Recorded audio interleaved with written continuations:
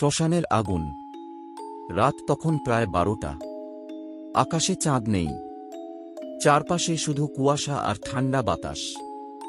ঢাকার একদল ইউটিউবার ঠিক করল তারা শহরের বাইরের পুরনো শ্মশানে গিয়ে ভিডিও করবে। দলের সদস্য ছিল 4 জন: আরিফ, হৃদয়, সোহান আর নাবিলা।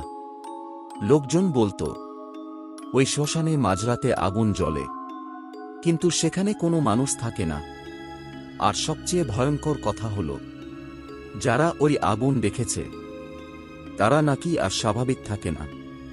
কিন্তু ওরা এসব বিশ্বাস করত না। ভিডিও ভাইরাল করার জন্যই তারা সেখানে যাচ্ছিল। রাত 1:20। ওরা গাড়ি থামাল শ্মশানের সামনে। চারপাশে বিশাল গাছ, সব জায়গা কুয়াশায় ঢাকা। দূরে কোথাও শিয়ালের ডাক শোনা যাচ্ছিল। হঠাৎ নাবিলা আসতে বলল, তোরা গন্ধটা পাচ্ছিস? পুরো জায়গায় পোড়া কাঠ আর পচা মাংসের গন্ধ। হৃদয় হেসে বলল, শ্মশান তো, গন্ধ থাকবেই। ওরা ক্যামেরা অন করল। আরিফ ক্যামেরার দিকে তাকিয়ে বলল, বন্ধুরা, আজ আমরা এসেছি বাংলাদেশের সবচেয়ে ভয়ঙ্কর শ্মশানে।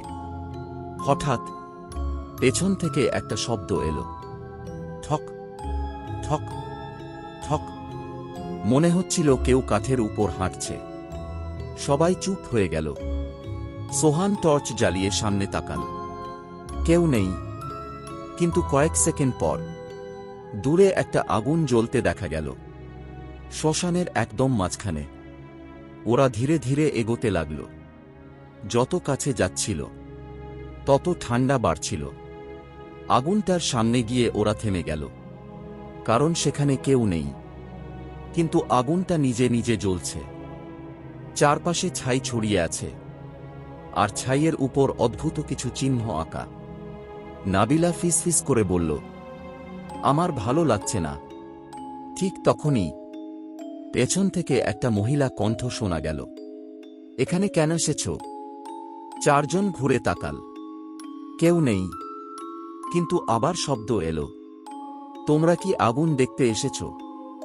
হঠাৎ আগুনটা আরো বড় হয়ে উঠল, আর আগুনের ভিতর ধীরে ধীরে একটা মানুষের মুখ দেখা গেল।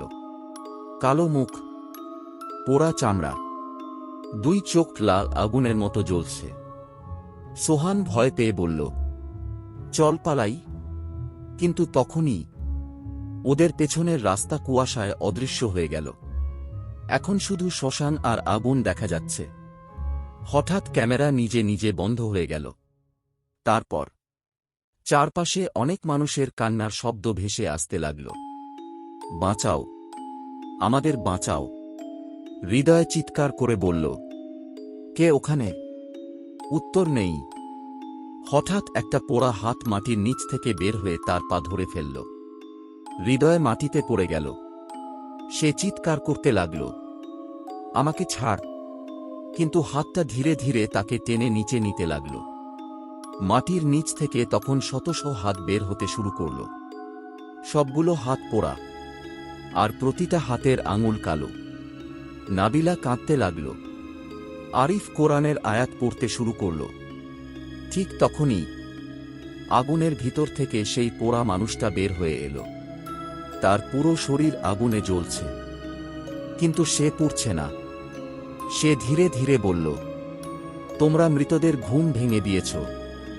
হঠাৎ চারপাশে একসাথে শত শত আগুন জ্বলে উঠল।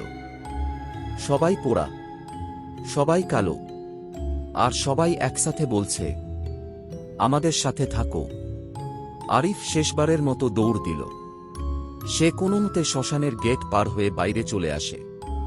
তারপর পুরো জায়গাটা হঠাৎ অন্ধকার হয়ে যায়। আগুন নেই, কুয়াশা নেই, কেউ নেই।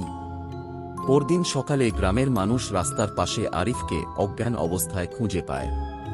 কিন্তু হৃদয়, সোহান আর নাবিলাকে আর কখনো পাওয়া যায়নি।